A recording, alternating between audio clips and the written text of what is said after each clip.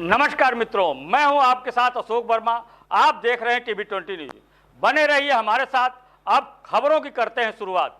इस खबर के प्रायोजक हैं Purvanchal machinery agencies, Verma tower, Narauli, Tanishq के शोरूम के नीचे आजमगढ़, जिसके प्रोपराइटर हैं अशोक कुमार वर्मा और मोबाइल नंबर है 94 15 20 77 28।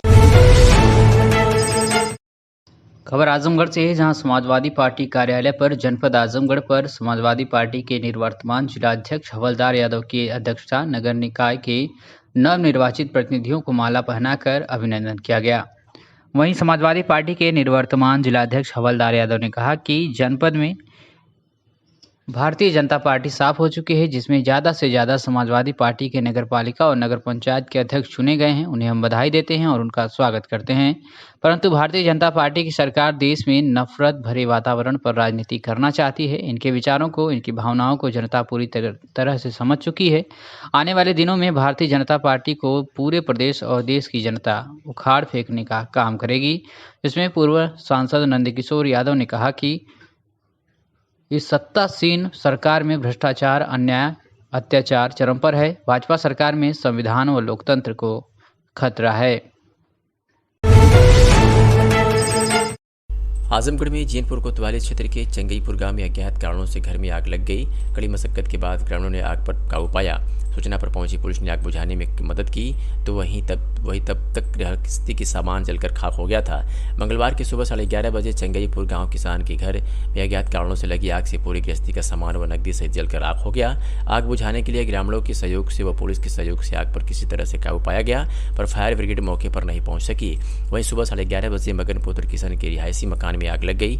आग लगते ही धू कर पूरा कच्चा मकान जलने लगा। आसपास गांव के बच्चे क्रिकेट खेलते समय शोरगुल सुनकर भागे और संयोगी था कि उस दौरान बिजली थी। लोगों ने नलकूप बात चालू करवाकर बाल्टी और पाइप लगाकर किसी तरह से आग पर काबू पाया, पर जब तक आग बुझाई जाती तब तक गृहस्थी का रखा सारा सामान, कपड़ा, बिस्तर, चारपाई, तख्त, खादान एवं नगद 5000 रुपये जलकर राख हो गया।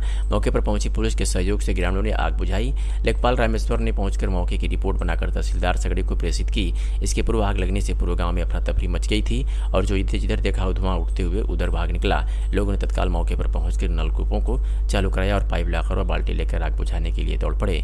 आग बुझाने के दौरान जब तक आग बुझाई जाती तब तक गृहस्थी का सारा सामान जलकर राख हो गया था।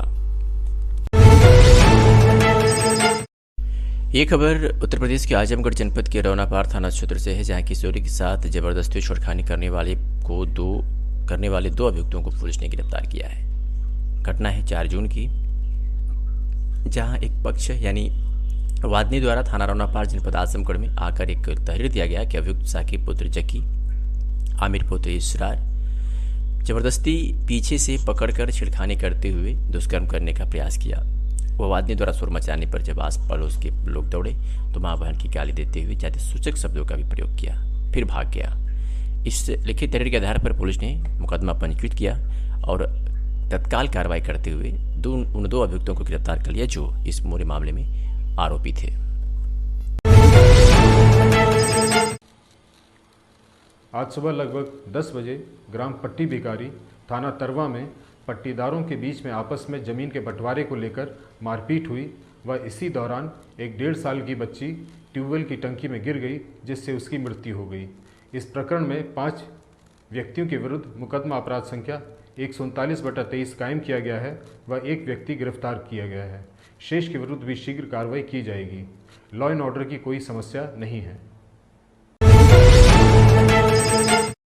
आजमगढ़ के थाना रानी की सराय से खबर है, जहां 2 पट्टीदारों के बीच जमीनी विवाद को लेकर के एक वीडियो वायरल हुआ। इस मामले में पुलिस ने कार्रवाई की है और अपर पुलिस अधीक्षक नगर शैलेंद्र लाल ने जानकारी दी है। सुनिए क्या कुछ कहा। सोशल मीडिया पर एक मारपीट को लेकर वीडियो वायरल हुआ है। इसकी जांच इंस्पेक्टर रानी की सराय द्वारा की गई है। ये ग्राम चकीदी रानी की सराय का है। ये पट्टीदारों के बीच में जमीन के बंटवारे को लेकर मारपीट इनके बीच में हुई है। तहरीर के आधार पर मुकदमा कायम किया जा रहा है व शीघ्र ही अभियुक्तों की गिरफ्तारी की जाएगी।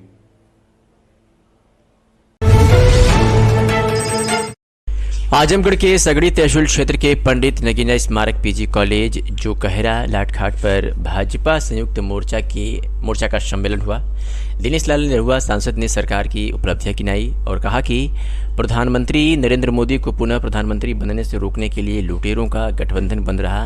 वही आजमगढ़ के 1 साल का विकास विपक्ष के 10 साल के विकास से ज़्यादा है। जल्द ही आजमगढ़ में अंतर्राष्ट्रीय स्टेडियम के लिए खेल मंत्री अनुराग ठाकुर को बुलाकर कराया जाएगा शुभारंभ। महाविद्यालय के प्रांगण में संयुक्त मोर्चा के तत्वावधान में सेवा सुशासन और गरीब कल्याण के 9 साल पूरे होने पर सम्मेलन आयोजित किया गया, जिसमें सांसद दिनेश लाल यादव निरुआ ने प्रदेश व केंद्र की डबल इंजन सरकार के द्वारा जन कल्याणकारी योजनाएं चलाकर गरीब लोगों को हक देने का जो कार्य किया है उससे विपक्ष बिल्कुल घबराया हुआ है। यही नहीं, उन्होंने विपक्ष पर निशाना साधते हुए कहा कि 2024 के लिए लुटेरों का एक महागठबंधन बनाया जा रहा है, जो अब तक सफल तो नहीं होता दिख रहा है, पर सारे लुटेरे मिलकर एक मंच पर आकर महागठबंधन बनाने के प्रयत्न कर रहे हैं। जो लोग मोदी को प्रधानमंत्री के रूप में नहीं देखना चाहते, उन्होंने आजमगढ़ गोरखपुर रेलवे लाइन पास होने पर सरकार और आजमगढ़ की जनता को बधाई देते हुए कहा कि जल्द ही रेलवे लाइन बिछाने का कार्य शुरू होगा, जो वर्षों से अटका हुआ था। विपक्ष 50 वर्षों से जो कार्य नहीं करा सका, आजमगढ़ में 1 साल में किया गया है। कई सड़कों का शुभारंभ भी किया गया है। जल्द ही तमाम सड़कें निर्माण प्रारंभ हो जाएगा। महाराजा सुहेलदेव विश्वविद्यालय बनकर तैयार हो रहा है। वही अंतर्राष्ट्रीय हवाई अड्डा का भी शुभारंभ जल्द होने का अनुमान है। आजमगढ़ जनपद में एक अंतर्राष्ट्रीय स्टेडियम बनाने का जो सपना देखा है वह भी जल्द पूरा होगा। खेल मंत्री अनुराग ठाकुर को बुलाकर शुभारंभ किया जाएगा। इस दौरान अध्यक्षता जिलाध्यक्ष ध्रुव सिंह ने की एवं संचालन जय राम प्रजापति ने की। ये देखिए, हमारे यशस्वी प्रधानमंत्री जी और हमारे यशस्वी मुख्यमंत्री जी, दोनों लोगों के प्रयास से बहुत ही तेज़ी से जो काम हुआ है, 9 साल जो हमारे प्रधानमंत्री जी का कार्यकाल पूरा हुआ है, उसमें जितनी कल्याणकारी योजनाएं रही हैं सरकार की, उसको गांव-गांव तक पहुंचाने में हमारे जो सभी मोर्चे के लोग हैं, सभी लोगों ने जी तोड़ मेहनत किया और गांव-गांव तक लाभार्थियों को ढूंढ के उनको लाभ पहुंचाने का काम किया। तो आज उनको धन्यवाद देना था सबको कि आप लोगों के वजह से ये संभव हो पाया कि सरकार की जो मंशा है, जैसा प्रधानमंत्री जी चाहते थे वैसा हम लोग कर पा रहे हैं। वो तभी हो पा रहा है जब हमारे सभी मोर्चे के जितने पदाधिकारी हैं, जितने हमारे कार्यकर्ता बंधु हैं, वो सभी लोग दिन रात मेहनत कर रहे हैं। और आजमगढ़ को अगर हम देखें तो आजमगढ़ 1 साल हुआ है कमल खिले हुए, और 1 साल में ही जो 50 सालों में काम नहीं हुआ वो 1 साल में ही आजमगढ़ में किया गया। ये भी भारतीय जनता पार्टी की देन है। तो निश्चित रूप से उसे हम लोग गांव-गांव तक पहुंचाएं, लोगों को भी ये बताएं, क्योंकि आने वाला जो चुनाव है 2024 में हमारे प्रधानमंत्री जी 400 सांसदों के साथ प्रचंड बहुमत से जब फिर से प्रधानमंत्री की शपथ लें तो आजमगढ़ भी कंधे से कंधा मिला के खड़ा रहे। इसके लिए भी हम लोगों से निवेदन करें। मैं क्षेत्र की जनता से यही कहना चाहूँगा कि हम लोगों ने, चाहे वो प्रदेश की सरकार से या केंद्र की सरकार से, जितना ज़्यादा से ज़्यादा हो सकता है योजनाएं लेकर के और हम आजमगढ़ में ला रहे हैं। और हमारा सपना ये है कि हम आजमगढ़ को इतना चमका दें, आजमगढ़ को इतना चमका दें कि कोई भी आए तो वो देखे तो कहे कि वाह, मतलब बड़े बड़े शहरों में भी इतनी चमक नहीं है जितना आजमगढ़ में है। ये करने का हमारा सपना है और उस सपने को साकार करने के लिए हमारे प्रधानमंत्री जी, हमारे मुख्यमंत्री जी, हमारे जो बाकी मंत्रालय के हैं, चाहे वो रेल मंत्रालय हो, चाहे हमारे गडकरी जी, सभी लोगों ने एकदम से छूट दे दिया है और उन्होंने कहा है कि आजमगढ़ में जो भी काम होना है वो प्राथमिकता के आधार पर किया जाए। और आप देखिए कि जो रेलवे की मांग थी कि आजमगढ़ को बनारस और गोरखपुर से सीधे जोड़ा जाए, वो रेलवे भी पास हो गई है। उसके अलावा जितनी सड़कें आपने देखा है कि बहुत समय से ऐसे खराब पड़ी थी, जो बन ही नहीं पा रही थी, वो भी पूजनी महाराज जी से हमने निवेदन करके और उसको पास करा लिया। आपका जो रौना पार वाला मार्ग है वो भी बनने जा रहा है। एक रासेपुर तितरा का मार्ग था जो 50 साल से वैसे ही पड़ा हुआ था, कोई पूछने वाला नहीं था, उसको भी हम लोगों ने पास करवा लिया, वो भी बन रहा है। हमारा विश्वविद्यालय बन के तैयार हो रहा है। अभी कल हम लोग अटल आवासीय एक ऐसा महाविद्यालय बना है जिसमें हमारे श्रमिक बंधुओं के जो बेटे बेटियां हैं वो निःशुल्क पढ़ाई करेंगे, वहीं रहेंगे, खाना पीना उनका सब निःशुल्क है। इतना भव्य आजमगढ़ में बना है, वो भी हम लोग कल देख के आए हैं। 11 तारीख से है उसका, बच्चे उसमें एडमिशन के लिए परीक्षा देंगे। तो ये सारा जो बड़ा बड़ा काम हो रहा है आजमगढ़ में, अंतर्राष्ट्रीय हवाई अड्डा बनने जा रहा है। हम कोशिश कर रहे हैं कि जल्दी से जल्दी हम अनुराग ठाकुर जी को भी लेके आए यहाँ आजमगढ़ में, और एक अंतर्राष्ट्रीय हम उनसे खेल का मैदान भी ले लें। तो जो जो हो सकता है वो सब हम लोग प्रयास कर रहे हैं, और हमारा एक ही सपना है कि आजमगढ़ में वो सारी सुख सुविधाएं आ जाए जो एक विकसित जिले में होना चाहिए। तो निश्चित रूप से इसमें हम कामयाब भी होंगे, क्योंकि हमारे आजमगढ़ ने वो काम किया है कि जैसा कहते हैं कि काम ऐसा करो कि नाम हो जाए, और नाम ऐसा करो कि नाम सुनते ही आपका काम हो जाए। ऐसा काम किया है आजमगढ़ ने, और आजमगढ़ का कोई काम रुकने वाला नहीं है। ऐसे ही कमल यहाँ खिलता रहेगा और काम ऐसे ही चलता रहेगा। आजमगढ़ सगड़ी तहसील क्षेत्र के बाढ़ प्रभावित क्षेत्र दाम महुला में सांसद ने शुद्ध जल के लिए पियाऊ हाई मास्क लाइट का शुभारंभ किया। मंगलवार की शाम 3 बजे आजमगढ़ सदर लोकसभा सांसद दिनेश लाल यादव ने रघुवास मतकल प्रमुख प्रतिनिधि मनीष मिश्रा ने बाढ़ प्रभावित क्षेत्र दाम महुला में ग्रामीणों को शुद्ध जल उपलब्ध कराने के लिए लाखों रुपए से नवनिर्मित पियाऊ हाई मास्क लाइट का फीता काटकर शुभारंभ किया। इस दौरान सांसद ने ग्रामीणों को संबोधित करते हुए शासन द्वारा संचालित जन कल्याणकारी योजनाओं व 1 वर्ष में जनपद में कराए गए विकास कार्यों की उपलब्धियां बताई।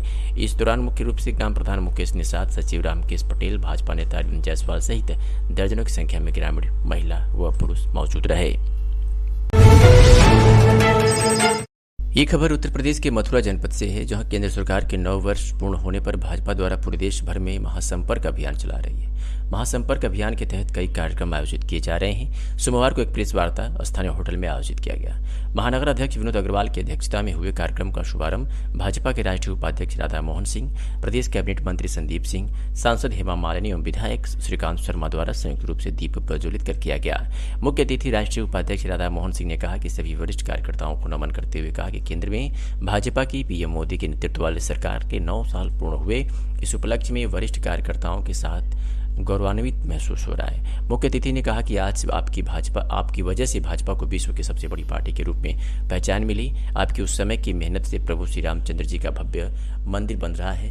धारा 370 हटाने का काम हुआ और पूरे देश में सेवा, सुशासन एवं गरीब कल्याण को समर्पित सरकार देने का काम किया।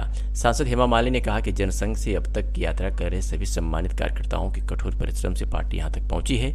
मथुरा वृंदावन विधायक श्रीकांत शर्मा ने कहा कि जनसंघ के समय में हमारी पार्टी का लोग झंडा उठाने से कतराते थे, क्योंकि जो लोग पार्टी में थे उनको जेल में डालने का काम किया जाता था। आज उन्हीं वरिष्ठ जनों के संघर्ष से भाजपा की स्थिर सरकार केंद्र में बनी, जो 9 वर्ष से गरीब कल्याण और सुशासन के लिए संकल्पित है। समापन में महानगर अध्यक्ष एवं महापौर विनोद अग्रवाल ने कहा कि साथ जुड़कर अपना मार्गदर्शन और आशीर्वाद देते रहें। इन्हीं कामनाओं के साथ आए हुए सभी वरिष्ठ जनों का अभिनंदन। सब मिलकर भारत को पुनः विश्वगुरु बनने के लिए संकल्पित होकर कार्य करेंगे। महानगर महामंत्री प्रदीप गोस्वामी ने बताया कि महानगर की दोनों विधानसभाओं में वरिष्ठ कार्यकर्ता सम्मान सहयोग कार्यक्रम हुए, जिसमें कार्यकर्ताओं द्वारा अपने घर से टिफिन लेकर सबके साथ बैठकर भोजन किया। कार्यक्रम में सैकड़ों पदाधिकारी एवं कार्यकर्ता उपस्थित रहीं। मिनिस्टर भारत सरकार प्रभारी इस वक्त बीजेपी के उत्तर प्रदेश में, और मेरे सभी साथी हमारे बीजेपी के हमारे विधायकगण और नेता और आप सब बहुत स्वागत करती हूँ आज के इस कार्यक्रम में। आज का कार्यक्रम बहुत ही महत्वपूर्ण है। ये जो है 9 वर्ष भारत के लिए ऐतिहासिक रहे हैं और हम सब इसके साक्षी बने हैं। इस 9 वर्षीय कालखंड में एक तरफ जहां दुनिया में भारत का मान बढ़ा, तो वहीं एक भारत, श्रेष्ठ भारत और समृद्ध भारत की दिशा में हम लगातार आगे बढ़ते गए और हमें बहुत सारी चुनौतियों का सामना करना पड़ा और उसको बहुत ही अच्छी तरह से इन चुनौतियों का सामना किया और आत्मनिर्भर भारत और अमृतकाल के लक्ष्य विकसित भारत के संकल्पों को साकार करने के लिए तीव्र गति से हम आगे बढ़ रहे हैं। इन सबके पीछे जो मूल ताकत है वो हमारे प्रधानमंत्री नरेंद्र मोदी जी का ही नेतृत्व है।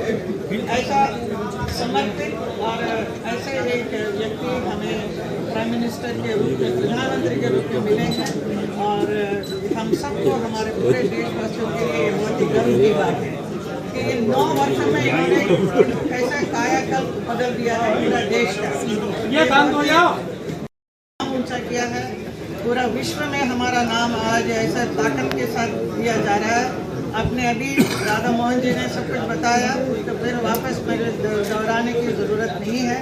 बहुत सारे काम किया है, यहाँ तक कि वो नॉर्थ ईस्ट को हमेशा अलग ही रखा करते थे, लेकिन नॉर्थ ईस्ट को कैसा साथ में लेकर आया और वहाँ पर कितना उन्होंने विकास किया है, ये अद्भुत काम है। क्योंकि वो पहाड़ी इलाका होने की वजह से बहुत ही मुश्किल था।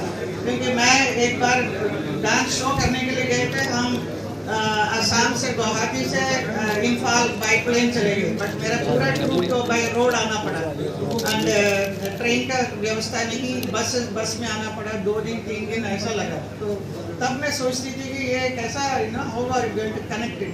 तो आज मुझे इतना देखकर खुशी होती है कि so beautifully is connected with roadways also train, ये सबका कनेक्टिविटी किया ताकि वहाँ के लोग अपने आप को अलग न समझे, हमारे साथ के हैं। I mean this is one of the thing which was very difficult. वर्षों के अंदर हमारी सरकार ने देश के हर क्षेत्र में सेवा, सुशासन और गरीब कल्याण का काम शुरू किया। जहाँ तक स्वच्छता का सवाल है, जब देश को आज़ादी मिली तो स्वच्छता एक नारा था, लेकिन मोदी सरकार के आने के बाद निष्ठा के साथ स्वच्छता का काम पूरे देश में सरकार और समाज दोनों ने शुरू किया। साज फाउंडेशन वो संस्था है जो आजमगढ़ और प्रदेश में पर्यावरण संरक्षण कार्य के लिए जाना जाता है। प्लास्टिक मुक्त भारत अभियान के साथ 2014 से जुड़ा हुआ है और पर्यावरण दिवस के मौके पर लोगों को पर्यावरण के प्रति जागरूक करने की अपनी जिम्मेदारी के साथ पुनः मैदान में उतरा है। 5 जून को शाम 5 बजे के करीब पर्यावरण दिवस के कार्यक्रम के तहत साज फाउंडेशन ने एक जन जागरूकता रैली निकाली जो सुधारी हाइडुल से लेकर जलान बाजार तक चली। इस रैली के दौरान छोटे दुकानदारों को कपड़े से बनी थैली दिया गया और पॉलीथीन न इस्तेमाल करने की याचना की और बड़े व्यवसायियों को एक पौधा दिया जिससे प्लास्टिक प्रदूषण के विरुद्ध लड़ाई को ताकत मिलेगी। गौरतलब है कि प्रतिदिन पर्यावरण विभिन्न प्रकार के प्रदूषणों की मार झेल रहा है और बढ़ते प्लास्टिक के इस्तेमाल से पर्यावरण को जो हानि हो रही है वो जानवरों के साथ साथ इंसानी जीवन को भी अब बड़े स्तर पर प्रभावित कर रही है और इसके लिए लोगों को जागरूक करने हेतु साज फाउंडेशन का यह कार्यक्रम बेहद महत्वपूर्ण कदम है। साज फाउंडेशन की पूरी टीम के साथ अजय गौतम जो पर्यावरण संरक्षण के लिए कार्य करते हैं, गोविंद दुबे समाजसेवी, कुलभूषण सिंह जल संरक्षक, अरुण मौर्य, अजीत पांडे मौजूद रहे।